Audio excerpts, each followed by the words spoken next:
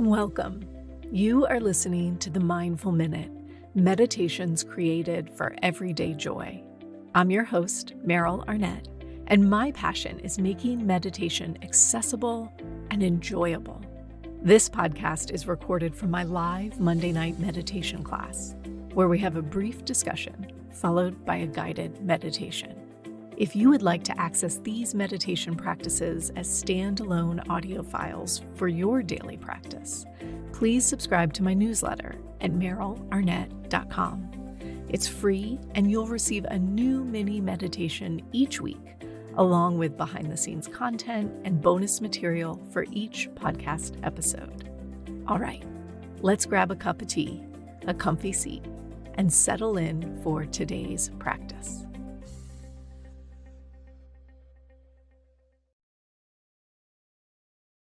Hi, friends. Welcome to a new year and a new season of the Mindful Minute. I'm so glad to be with you today. As we settle into January, you're going to hear a few interviews in a row, which is a little unusual for this podcast. I try to keep it to one interview a month or so, maybe even less. But this season, I really want to start out with a very specific focus. This focus has to do with attention and intention. We have a lot coming at us these days, both in terms of stress and fear, as well as in the solutions that are offered by the wellness industry. Suddenly, it's just do yoga or Reiki or meditate or go on that retreat or buy that journal or that crystal. And, self-care is like another full-time job and one that we're probably failing at. And I'm not here for that. I'm not. And I don't want you to feel like when you listen to this podcast, that it's one more thing you should be doing and aren't doing. I believe deeply in meditation because I love meditation. For me, it is luxurious and it feels creative and inspirational. It's benefited me tremendously in my own life. It's not the only thing that I do, though. I also really love to cook. I love to cook. And I love to spend intentional, contemplative time in nature. I write a little bit. I try to garden. I honor my ancestors. I play with oracle cards. I dream journal. And I don't do all of this every single day. I do pieces of that every single day. And all of these little pieces of practice, they've become what I refer to as my homesteading the heart practices. They are the practices that settle me into myself. They allow me to feel the way I want to feel as I move through my days. They allow me to connect, to care, to love for all those in my life, as well as myself. They invite me to bring attention and intention into everything that I do. And so while certainly I will still be sharing meditation classes and guided meditations on this podcast, I also really hope to bring in a few of these smaller homesteading practices so that you have other pieces. And my pieces might not be your pieces. I'm not here to tell you what will and won't work for you. But I'll share what's worked for me and what I enjoy and what brings me pleasure in my days in hopes that it supports you too. And so these next 3 interviews, starting today, are pieces that I hope you find inspirational or curious or something that feels like, oh, I want to do that. And if it doesn't, you don't have to do it. You can listen, you can enjoy it, you can move on to whatever practices do support you in feeling good in your days. So, to start with, we are moving into a 2-part series with the co authors of a powerful new book that I am so excited to share with you guys today. I have been waiting over a month to talk about this with y'all. So, today we are talking with Dr. Michael Amster about the power of awe and an incredible micro-mindfulness practice that you can do in 30 seconds. I'm not kidding, 30 seconds. And speaking from my own experience with this practice, it will absolutely invigorate your meditation practice and benefit your days. Michael is a San Francisco Bay Area based physician and a faculty member of the Touro School of Medicine. As a pain management specialist, Michael is keenly aware of the integration of mind, body, and spirit, and the effects of physical and psychospiritual pain on health and well-being. Michael is a student of meditation for over 30 years, as well as a certified yoga teacher and a meditation teacher trained at Spirit Rock Meditation Center. Today, Michael and I are going to talk about the emotion of awe. Michael teaches us an incredible mini practice that we can do in any given moment to connect with the emotion of awe. And we will talk about the numerous clinical studies that they've done on this particular practice. And so we can talk about really the science of why awe decreases stress, anxiety, depression, burnout, and improves our well-being, our connectedness, our generosity, and our happiness. I know this sounds too good to be true. I thought so as well. But friends, I am really, truly in love with this book and this practice. I have recommended it to so many people in my life already. I do this practice multiple times a day now, and I'm delighted to share it with you. So, without further ado, join me and Michael in today's conversation. Well, Dr. Michael Amster, thank you so much for taking the time to chat today. I'm really looking forward to today's conversation. Thank you so much, Meryl, for welcoming me on the podcast. And I'm just thrilled to meet your community of listeners. And as we talked a little bit before we started tonight, I'm a fan of your work and just really thrilled to be here. Thank you. Thank you so much. So I have to tell you before we get started, I got your book, The Power of Awe. And in all honesty, I was a little bit wary because I tend to hesitate when anybody says they're going to offer me anything in less than a minute a day. And I was like, I don't know about this. And then I opened your book and I started reading it. And I was like astounded by the amount of research and science that's presented. I was astounded by the simplicity and yet a totally unique to me practice that I implemented that day and have used since with profound effect, quite honestly. And so I knew I had to talk to you because this is really, at least in my experience as a meditation teacher, it really feels like life-changing stuff here. So I wonder, before we get into everything that you are doing, I wonder if maybe you could tell us a little bit about the work that you do. I know that you're both in medicine and in mindfulness. Maybe you could share a bit about who you are. Yeah, well, I've been a student of mindfulness since I was in college. And I think for many people, we become students of meditation or mindfulness from some adversity or challenges that we have in our life. And so I used to suffer from really bad test taking anxiety, and I had panic attacks in college. And I had a really big one taking the medical school admissions test. And for anyone who's ever had one of those experiences, your mind completely shuts down, your heart's racing.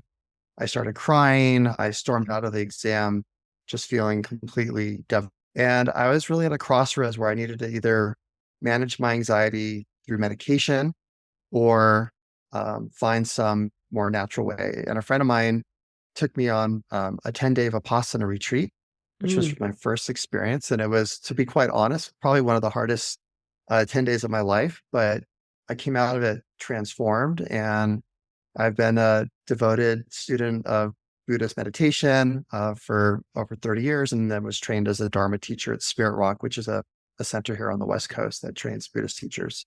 About a decade ago, I've led a Sangha for many years, and then I've been teaching mindfulness to my patients as a pain management specialist for as long as I've been practicing medicine. That's a big part of what I do, is leading chronic pain groups, and we introduce mindfulness principles. And what I have found over the years is that people really can struggle with a sustained mindfulness practice. It's not easy.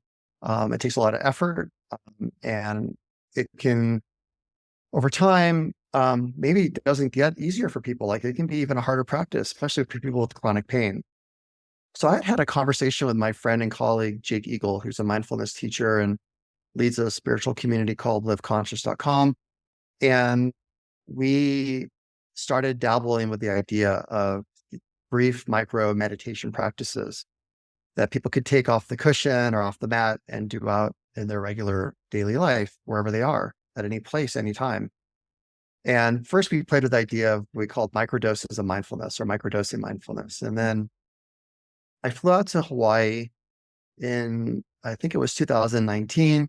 And I spent a week with Jake. He lives in Hawaii on the Big Island. And for those who have ever been to Hawaii, it's filled with a lot of extraordinary awe, the colors of the mountains, the rainbows, the lava, the food, ocean, everything is just filled with amazement and wonder. And it was actually in this very simple moment while we were kind of exploring what this ideal mindfulness practice would be that would give someone a taste of, profound peace and presence in just seconds. And it was really about awe. And I was making pancakes one morning for Jake and his wife, Hannah.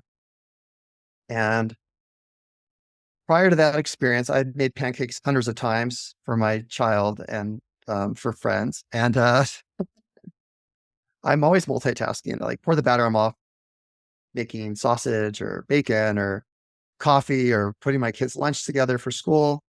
And I just stood there and watched the pancakes very attentively, watching them transform from a batter into this big puffy pancake. And I had this epiphany, and it was this profound moment of awe, really, and that very simple, ordinary act of watching pancakes cook.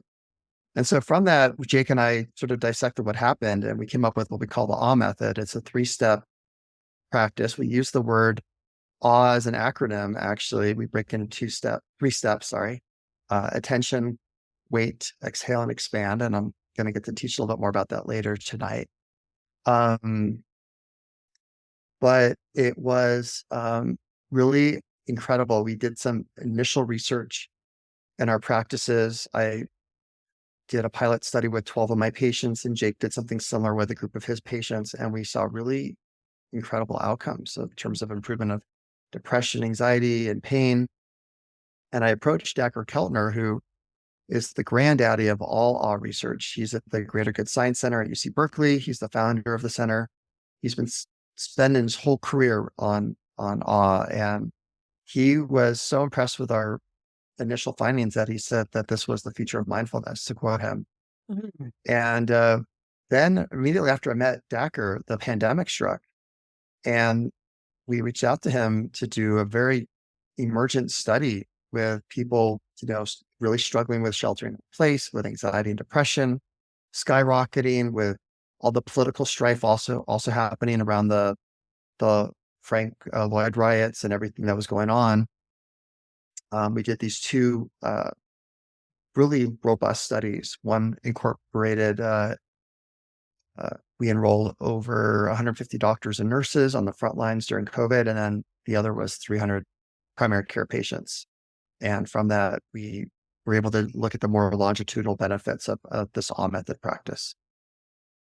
And so, I mean, there's so much in this, and the future of mindfulness, like, what a huge statement to make. And yet when I was reading through your work, I really did feel immediately the ways this was going to resonate with the students that I work with, the way it resonated with me.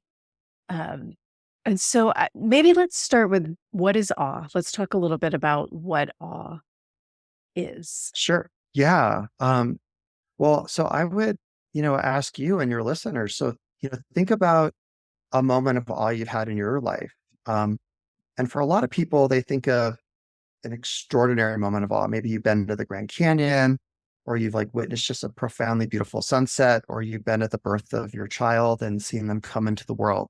Those are all moments of awe. And from a scientific perspective, when we think about awe, there's sort of two aspects to it. So one is that when we have a moment of awe, we experience a sense of vastness within ourselves. Typically, I mean, we might see something vast outside in the world, but our sense of identity becomes vast. So we feel like we're bigger. We feel connected to the vastness of the universe, to God, to universal consciousness, whatever word you want to use. It's like that sense of us feeling connected to something bigger than the self. And another aspect about it from a scientific emotion is that it often scrambles our sense of reality for a moment. We're like, wow, that is so beautiful. I'm up here in the snow right now, and I was just snowshoeing with my spouse and Alana and our dog, and we came across this tree, and it was just an ordinary tree, but it was so incredibly beautiful looking at the bark and the patterns.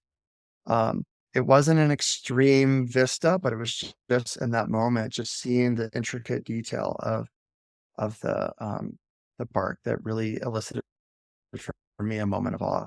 Mm. And in our book, we use a very simple definition. We say it's an emotional experience in which we sense being in the presence of something that transcends our normal perception of the world.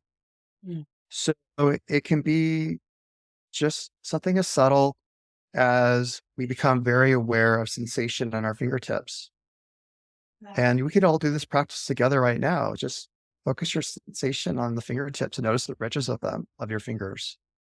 You're not normally aware of that, but right now we're like really noticing how our fingers feel. And then that can be a moment of awe right there, that our nervous system allows us to experience that. Um, all goes up the wiring of our hand up into our brain and the synapses. And we're able to have this like really profound, present moment experience of wonder and amazement. Mhm. And did I read that awe is maybe the only of the, sort of positive, I don't love to use that description, but the more positive emotions, but it's one of the only ones that we can experience at the same time that we might be experiencing depression or anxiety, as opposed to like joy, right? Yeah. So what we talk about in our book, and we actually dedicate a chapter to this, is that awe can be a very powerful emotion in that we can be in the presence of awe when we're having a hard time. So we talk about, for example, if we're feeling depressed, if let's say we're going through a divorce, through a loss of a job or an illness, we can't force ourselves to get out of that depressed state. I mean, I've been there myself in my life, and I can't make it happen that I can, convince myself to be happy. But we can still access awe, even when we're having a really hard time, when we're depressed, when we're feeling anxious. Awe is always available. We share a story of Viktor Frankl, who is a survivor of the Nazi Holocaust. He is a psychiatrist and wrote Man's Search for Meaning. And he shares about how awe was one of the factors that kept him and other inmates going, is that they could still find beauty and wonder of the world, just, looking outside the walls of the camp, um, in the beauty of the natural world to keep them going, even though being in one of the darkest places of human history. You share a quote that is often attributed to him, and it's a quote that I use all of the time about this idea between there being space between stimulus and response. Hmm. And I loved both reading that and also sort of the work that you've done around that, that it's about our perception, right? As opposed to Yeah. just stimulus and response, which is fascinating to me. Yeah. I use the same quote all the time in Do my you? teaching of mindfulness It's as such a well. And good quote for teaching mindfulness. It is, because that gap is our freedom, right? Yeah. That's where our freedom lies, is our ability to choose what our reaction is going to be in any given moment. Mm, Um, Especially true with, with chronic illness, and which I see a lot with the work I do, and people not reacting to their pain, mm. um, and making stories about it. Yeah. So let's tell people, let's walk them through the steps of AWE in this micro mindfulness practice. Yeah. So as I shared, we use the word awe. It's an acronym for the three steps. So what I'll do is I will first kind of explain the practice and why it works, and then I'll run people through a more deeper practice. Hmm. Great. So if you're in the car driving while listening to this podcast, and I know that I usually listen to podcasts while I'm driving, um, just be mindful about sometimes this practice can be really powerful. And we talk about awe happening on a spectrum, and on the far end of the spectrum is what we say is an orgasm of extreme, awe experiences. So just be mindful, and everyone's welcome to come to our website where we have some recorded practices, as well as some more extended practices as well that we also have in our book. So um, it's a very simple practice. It takes 15 seconds to do. So I'm going to talk you through it right now in terms of like how it works, and then we'll do a very more quick practice. So A stands for attention. And what we're asking you to do is to bring your full undivided attention to something that you value, appreciate, or find amazing. So in the space that you're in right now, just look for something. Maybe it's a piece of art on the wall. There might be some photographs of family members. And if you can't find something, you could always bring up a memory of the past, and that can elicit a moment of awe. Thinking about someone who's passed away, and a special time you had with someone, maybe during the holidays or at a birthday or something like that. So you're going to bring your full attention to that moment. And then the W stands for wait. And a wait is a simple pause of a breath or two. And what I like to think about the wait is a gift. So, when you're walking with a friend through a doorway, and they walk ahead of you and they open the door, and then they're waiting for you and you get to go through, it feels really good when someone's caretaking you. Well, this is an opportunity to caretake yourself. You're waiting, and you're really gifting yourself this opportunity to have this profound moment of awe right now in the ordinary moment of your life. And then the E stands for two things. One is a nice long exhalation out.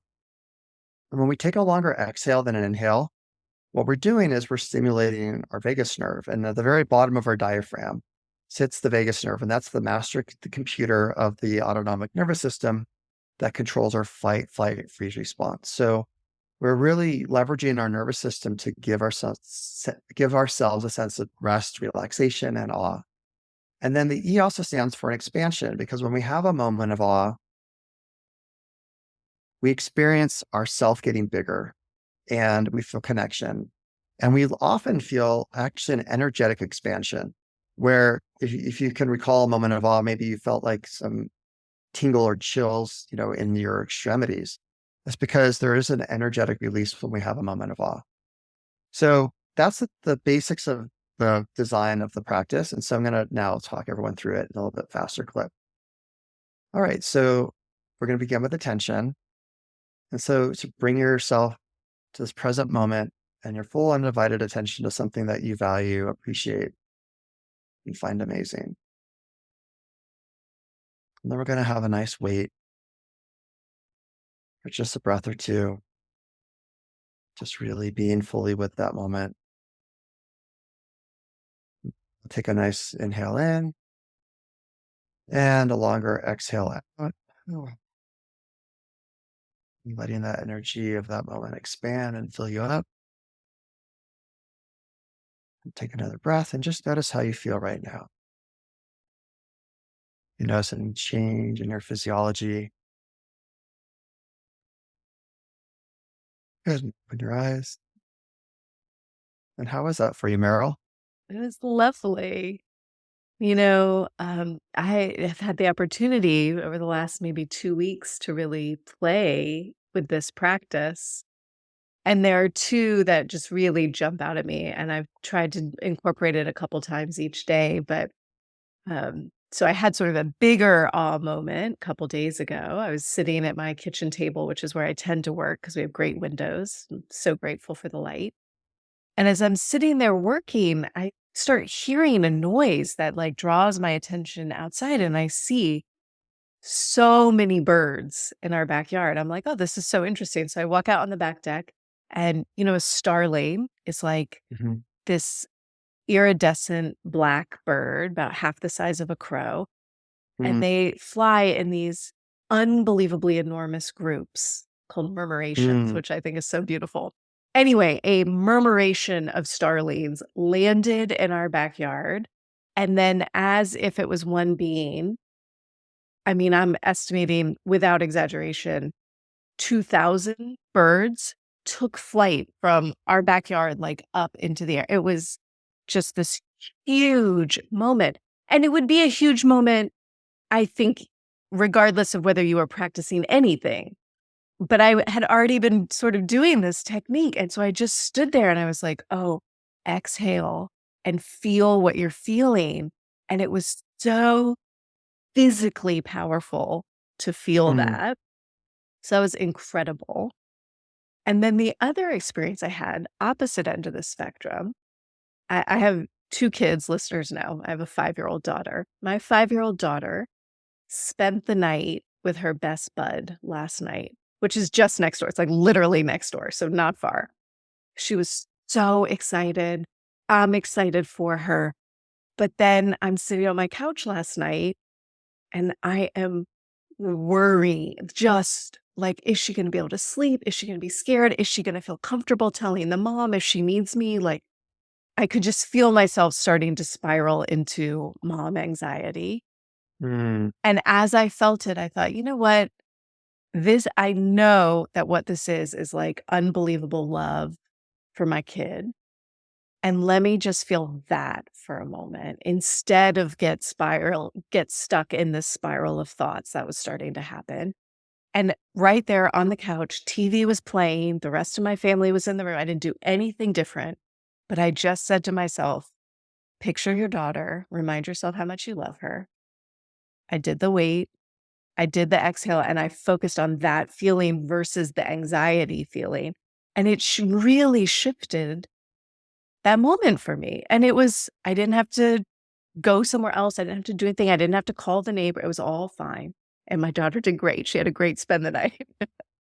But yeah, it's a very powerful practice. I love what you shared. And I will tell you, for me, listening to what you just shared, it gave me a moment of awe. Mm. And that's one thing I love about this practice is that it's a contagious practice in a good way, being contagious. When we share our awe with others, we can inspire awe in them. Mm. Oh, I Yeah, love that. yeah, it's really beautiful in that way. And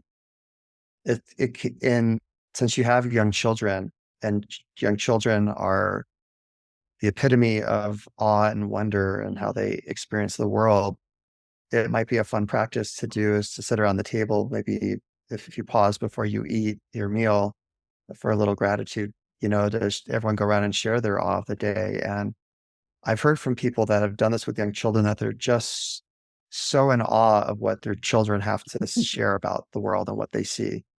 They're just like blown away. They've never could have never imagined that that's what they would have said. They're just Oh, I love that. so special and unique of how children see the world. That's And so in a lot of beautiful. ways, I think what this practice is about is taking us back to living our lives in childlike wonder. Mm. Um, there's a quote that I really love by Rabbi Abraham Joshua Heschel. He was a contemporary of MLK, um, and they were very close. And a lot of the photos, like at the Selma March, they're standing side by side. And he's sort of the rabbi who lived about his life, and his teachings were about radical amazement and wonder. Mm. And he says, our goal should be to live life in radical amazement. Get up in the morning and look at the world in a way that takes nothing for granted. Everything is phenomenal. Everything is incredible. Never treat life casually. To be spiritual is to be amazed. Mm.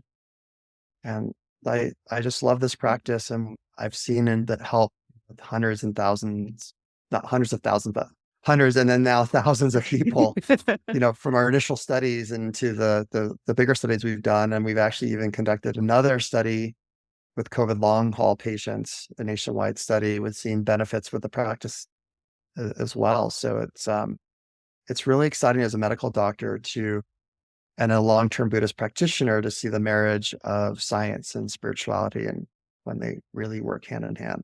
It's incredible. And so you are encouraging participants in your studies or people that you are teaching this technique to. This is like as many times a day as you think of it, or how are you inviting people to incorporate this into their days?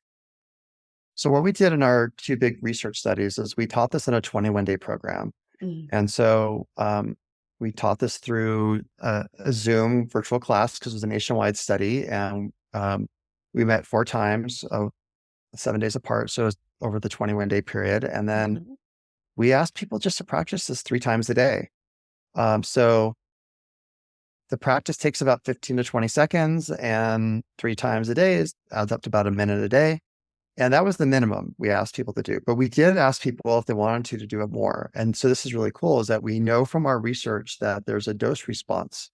So the more you dose on your day, the more benefit you have. Hmm. And there's no side effects or downside. So you can do this 10 times a day. And when I teach this to people, I often recommend to begin to attach your moments of awe to something that you already do, a habit you already do throughout your day. So a lot of people start their day drinking a cup of coffee or tea in the morning or a cup of juice. So use that as an opportunity to have a moment of awe. Whether it's, making tea or coffee and, smelling the grounds or the tea bag, watching water boil can be a moment of awe, Mm. tasting it, smelling it, feeling it in your body and your gut, warming you up in a cold winter morning. Like all these are great opportunities to experience awe in a different way every day. Every day you can have that morning ritual and have a different experience of awe. I love that. I love that we don't have to wait for 2,000 starlings to land in our backyard to do this practice. We get to incorporate it into our day as it is.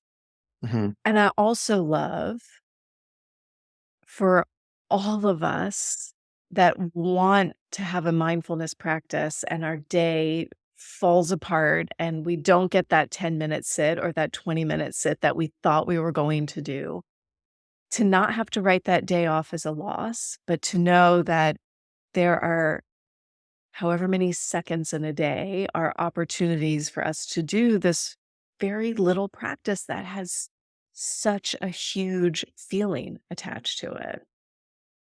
Yeah, exactly. It's such a phenomenal mindfulness practice. Like you said, it can be done anywhere and at any time, any place. Like you could be in line at the airport in the TSA checkpoint and you start to get stressed out because you think you're going to miss your flight. And you can use it as opportunity to have a moment of awe to like decompress your nervous system and to calm down. And one thing I really love about this, having taught mindfulness meditation to many students over the years, is that this practice has a immediate reward. You feel good when you have a moment of awe. Mm. Sadly, traditional mindfulness practices, sometimes you finish your 10-minute sit and you're not feeling very good. It can bring up stuff. It can, I'm not saying those practices don't have value. They really do. And it's important that we have like deeper dives of mindfulness.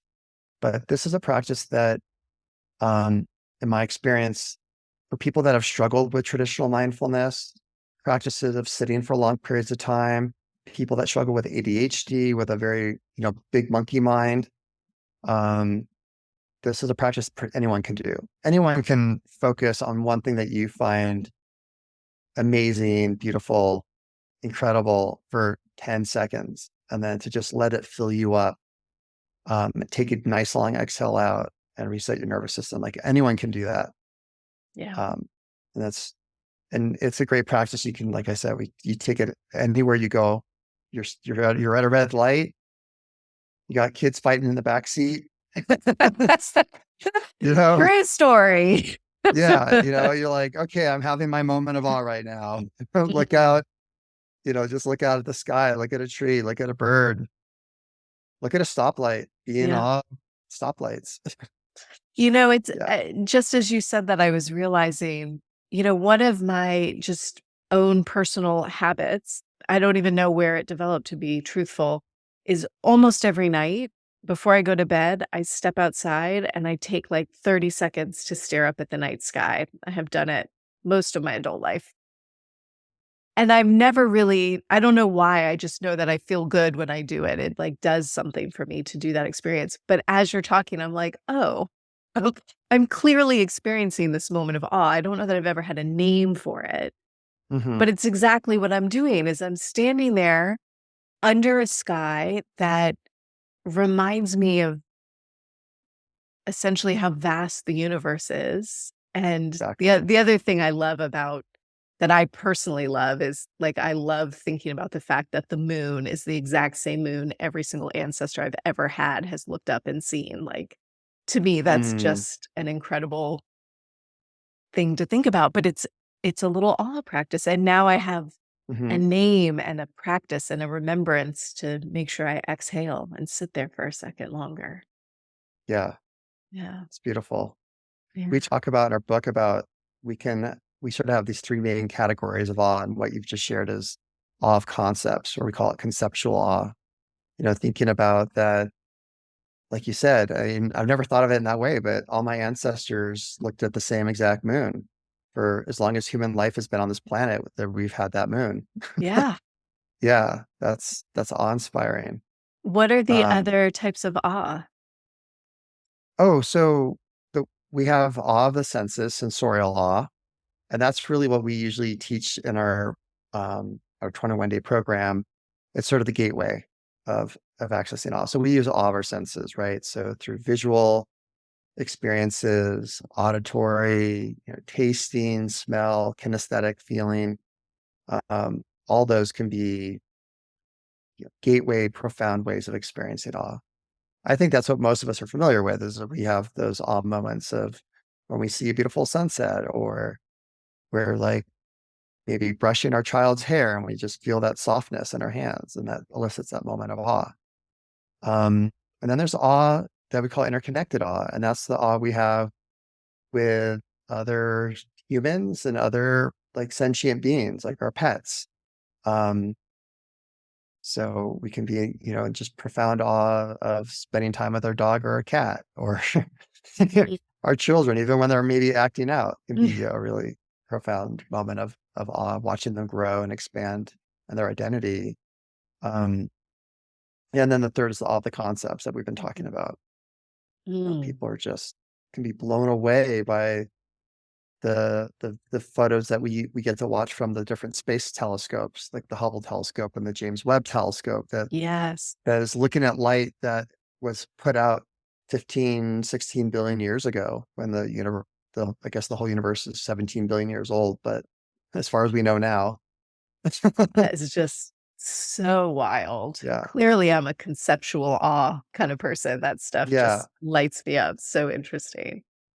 And it is Mm, interesting, like we all sort of have a natural propensity, and like what type of awe we're most naturally attracted to, that we can mm, tap into in our lives. And so yeah, it's neat. Like, and what we also know from our research, that if you're not necessarily a natural awe person, we have in our book an awe scale, so you can take a little questionnaire and get a number of like how natural you are an awe person. Well, we know from this practice that just doing this in 21 days, you build a muscle. We call it the awe muscle, but you're literally changing your wiring, so that instead of awe being a temporary state, it becomes a trait of who you are as a mm. person. And then you don't have to use this practice anymore. The practice is really training wheels to get you started on an awe practice. But then once you have it in your bones, so to speak, or in your muscles, um, you will experience awe just happening all the time spontaneously. And then you're starting to live life in the way that Abraham Heschel's talking about, this Mm. just seeing the radical amazement of everything around us all the time. Mm. Yeah. And the book is The Power of Awe. It's out now. Yes. It is out. It's came out earlier in 2023. We also can find us on our website at thepowerofawe.com, and we do some online classes, and we have a sweet little newsletter. We're not big marketing people, Jake and I. It's not our style, but we call it the Moments of Awe newsletter. And so every other week we send Mm. out a moment of awe.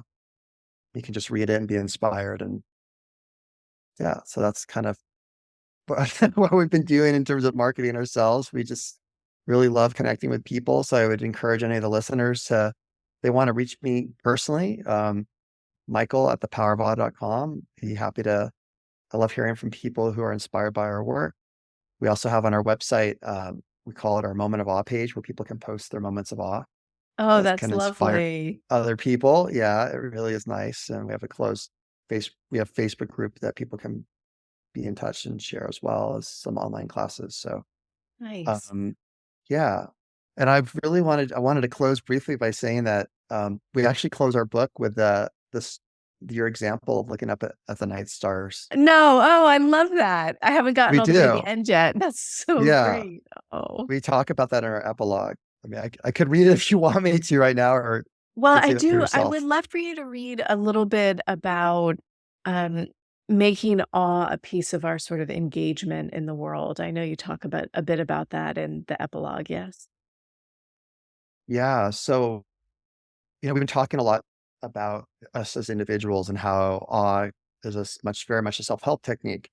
But I just want to share a few paragraphs about how the implications of awe goes well beyond personal transformation. So awe touches everything, and perhaps most telling is the effect it has on others. We're wired to attune to others' behaviors and moods. Our nervous system senses the emotions of those around us. Just as being the recipient of a warm smile can lighten our mood, when we're in awe, those around us feel it too. Awe is contagious, and so practicing the awe method is one not so small way we can contribute to the world. In this book, we've covered how the awe method is grounded in science, and that a whole body of science supports that awe changes lives. So we have a big, simple crash ending to the power behind the simple practice of the awe method. If practiced frequently enough by enough people, the critical mass, as it were, everyone would experience a significant heightened shift in consciousness. Awe changes us, and when we share our awe, we change the world. How can we be in awe of someone and physically or emotionally harm them? How can we be in awe of the natural world and destroy it? How can we be in awe of life itself and not live as if every day were a miracle? In awe, the tone of every conversation, from the personal to the political, shifts from having an agenda to being open and curious. Our conversations impact how we raise our kids, how we help our aging parents, how we treat our spouse, how we participate in community, how we mentor or supervise people, how we govern a city, and how we lead a nation. We can think of no downside to practicing the awe method, because awe is the light, the appreciation of nature in different cultures, the curious and open mind, the generous and giving soul, even during times of darkness. These days, we need awe more than ever. So awe awaits you and surrounds you in the ordinary moments of your life, like the view of the stars that fill the night sky. Awe is free and always available. All you need to do is pay attention to what you value, appreciate, and find amazing. Wait, and then exhale and expand into the unlimited timelessness of awe. Mm. Michael, thank you. I love that. I loved this conversation today, listeners. You have your marching orders, friends. Let's go look for some awe. Yeah. Well, I'm in awe of what you're doing and the work you're doing and the mindfulness that you're spreading the world. Thank you so much. And it was such an honor to be here tonight and to get to meet your community of listeners as well. Thank Please you. keep in Thank you, touch. Michael. I will. Thank you.